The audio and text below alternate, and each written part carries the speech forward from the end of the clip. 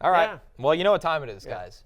Oh, is it Denny time? It's Denny Denny o'clock? It is Denny time. It is Denny time. Denny Carter Denny, is joining us for the regression Put down the headset. files. Stop begging people to watch the Wow, show. does Now he you're going to look- be on our does show. he I'm look working it, man. comfortable? Jay-Z looks good today, Denny. Yes, Denny, you look very comfortable. I feel like a hot cup of tea is in front of you somewhere. Yeah, I have my smoking jacket on. You know, it's December. You know, you've waited all fall for me to wear my sweater, Matthew. I am wearing it. It's making me feel better after I benched all my Seahawks per your advice. Yeah. Wow. Rightfully Wow. so. Yeah, no, sure. Take that, Matthew. You got nothing. Listen, You got well, nothing. look, I'll tell you, Denny. First off, specific to you, dazed. it's for Deontay Johnson.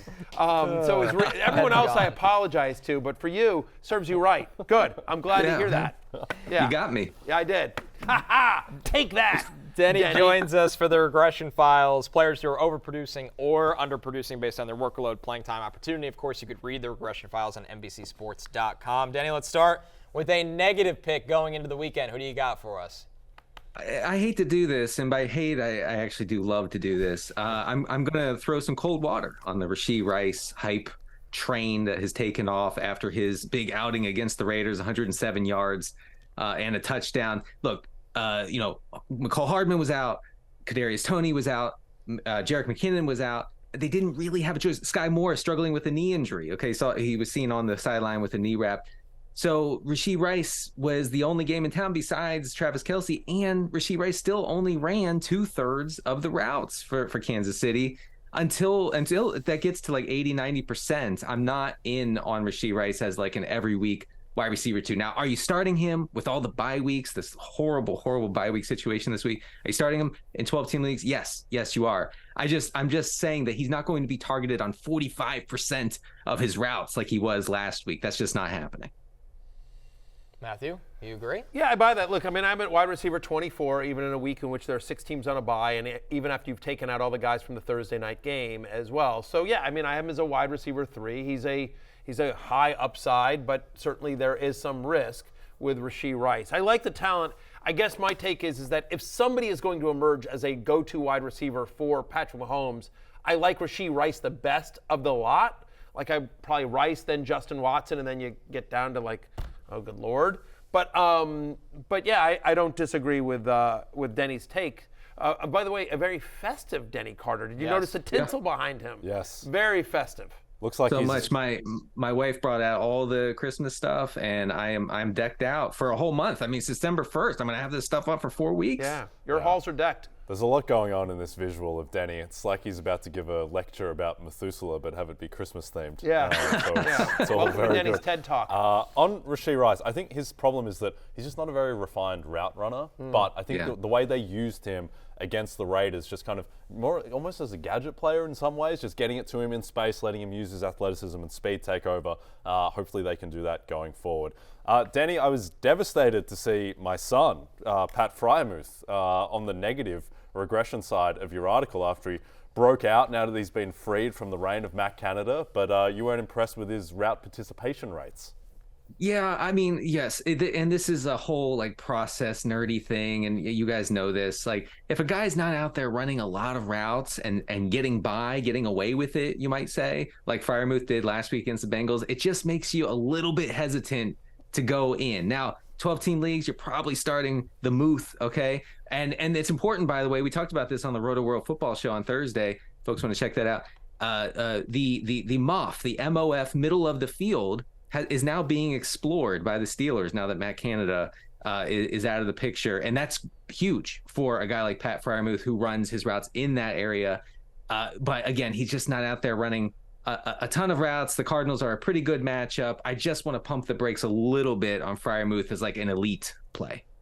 Muth loves the moth, is what Denny is Yes. saying. There you go. By the way, in Australia, we actually say route, not route, but I'm going to say route for everyone. You're already becoming appreciate more that. American I by like the Denny day. doing this to indicate the middle of the field. It's like, I don't know, he was like stirring something. I got it right? very He's- clearly, the he's- message right, that meant middle of the field. He's churning butter over there is what middle's Denny's here. doing. Yeah, there you go. There you go. Much better.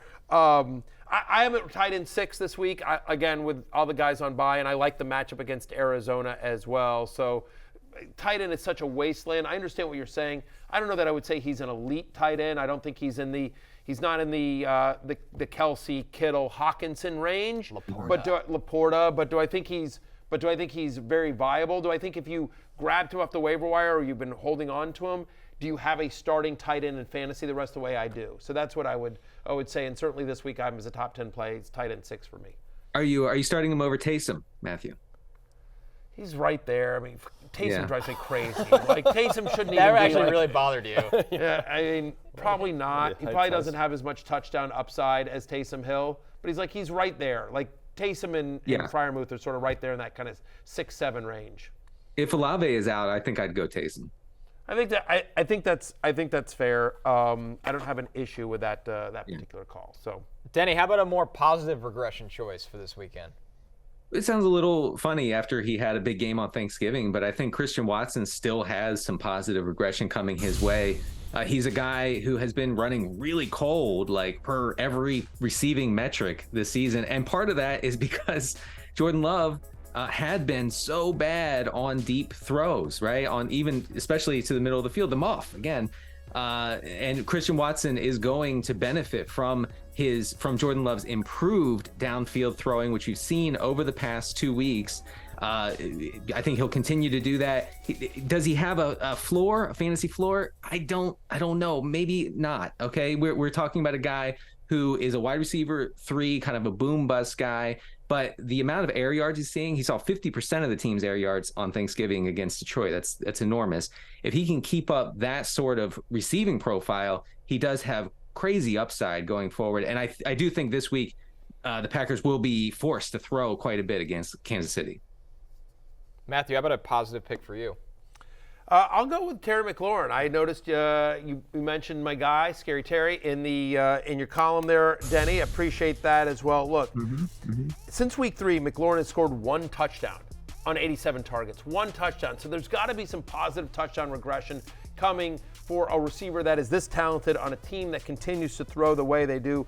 38% of the team's air yards over the last 3 weeks for McLaurin. Second place on the team is Jahan Dotson with 14%.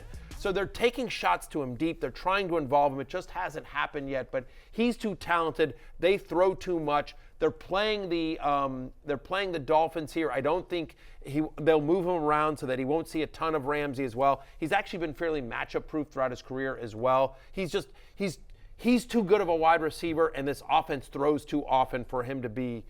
And I don't want to say this bad because he's been fine, but he just hasn't been great, especially when you think about how much this offense throws. You know, with Sam Howell, one of the league leaders in passing yards, you'd be like, well, shouldn't McLaurin have been up higher? And you're seeing like, why is Jamison Crowder catching the ball? What's Diami Brown and Byron Pringle doing out there? So anyway, I believe positive regression is coming for Terry McLaurin. Number 17 on the field, number 1 in your heart. Right, exactly. And you got to believe that even though McLaurin's receiving profile is a little down this year as far as like his target commanding skills, yes, pun intended, those things are down, but you got to believe that Miami's going to have a big lead here. I mean, that Dolphins offense is going to destroy Washington. Sorry, Matthew. And that will lead to a ton of passing volume, I think, for the Commanders. No doubt. Good pun, Denny. I like the pun. Yeah. Very good. Yep.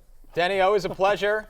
Really appreciate you bringing the Christmas Thanks, spirit to the show today. Keep doing that every Friday, and we will talk to you next week as well. Yeah. Hey, it's Matthew Berry from NBCSports.com and RotoWorld.com, and I want to thank you so much for watching whatever it is you just watched, or if nothing else, being too lazy to click out of the autoplay after this video started, after whatever it is you actually wanted to watch finished. But now that you're here, I'd like to take a moment here to ask you respectfully now, okay? I'm asking you respectfully to subscribe to the NFL on NBC YouTube channel. You'll get the latest RotoWorld fantasy news headlines, all sorts of great shows, including my own Fantasy Football Happy Hour. So go subscribe now. Again, I'm asking respectfully.